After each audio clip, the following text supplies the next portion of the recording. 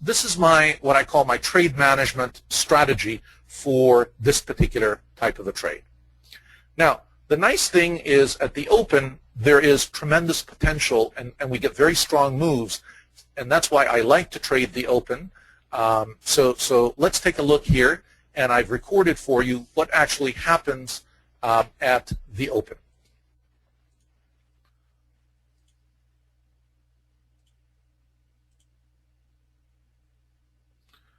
Okay. All right. The nice thing is we've hit our first target. Okay. Now, as a trader, I know that I've hit this target, and I'm happy now, but I still have a number of contracts outstanding, and my stop is down here at 1180. So I want you to know that I don't fall asleep at the wheel. I keep a very close eye, and I use the profile to help me. Am I either going to continue in this trade, or is something going to happen that is going to cause me to bail out? And what I'm going to look for is what is going to happen at this point. Are we going to hesitate? And how much are we going to hesitate in terms of the drive to the upside? If we start to fall back, I might actually make a decision to take out the remaining 7 contracts that I have in this trade, and at least I'll have something, not much, but I'll get something if the market begins to hesitate.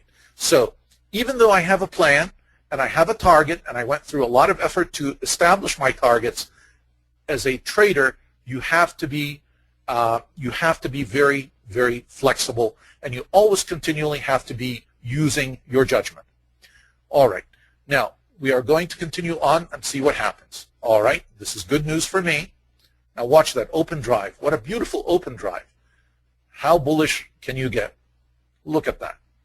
All right, we're starting to stall a little bit, but not enough for me to worry. And remember now, where's my stop? My stop is back up here at the first target. So I'm still comfortable, and I'm able to develop the stamina to stay in the trade. I'm still in really a winning trade. Now, notice what happens.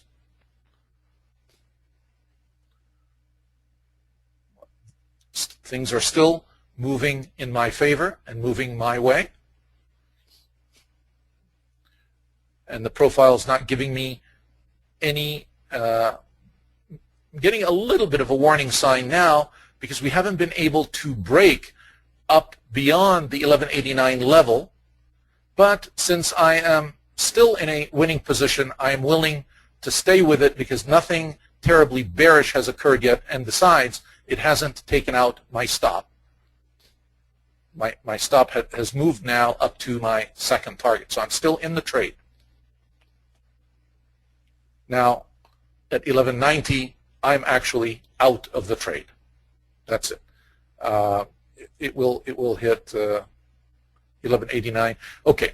Now, if I look at it here, and it didn't quite make it to 1190 as my target, I might actually decide, when I see that I have 3 TPOs and it couldn't go up above, I might go ahead and clip the trade and get out of it at this point, and call it a day. And it's still been a great day or a great trade for me.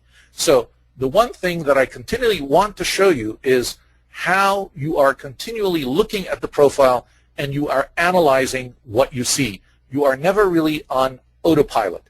Your analysis gives you your plan, but your judgment helps you to manage the trade, whether you're going to stay with it or get out of it. All right. Now, if I had let the trade be and I didn't interfere, I wanted it to stop me out rather than me getting out, it is actually eventually going to make it to the 1190 point, as you will see in a couple of minutes here.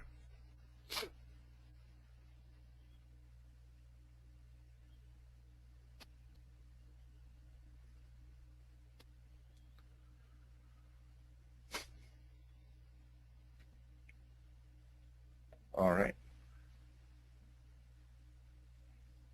Okay, so it continues even beyond my 1190 target and keeps going. So 1190 was not that unreasonable of a target for us. So if in fact we look at this trade and take a look at the results together, we will find that this was a rather auspicious trade. Things went well for us. We've met our targets, and we get about 2,550 out of just 10 contracts. Now, I'm not advocating that you always have to trade with 10 contracts, or you always should trade what you can afford to trade.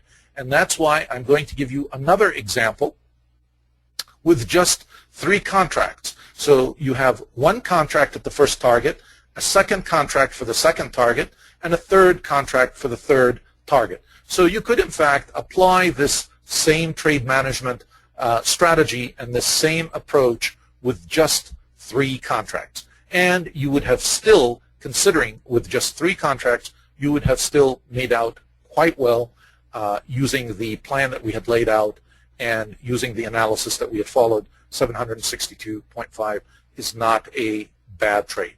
Usually with a trade like that, with 3 contracts or 10 contracts, I am usually done for the day. And that's why I like the open.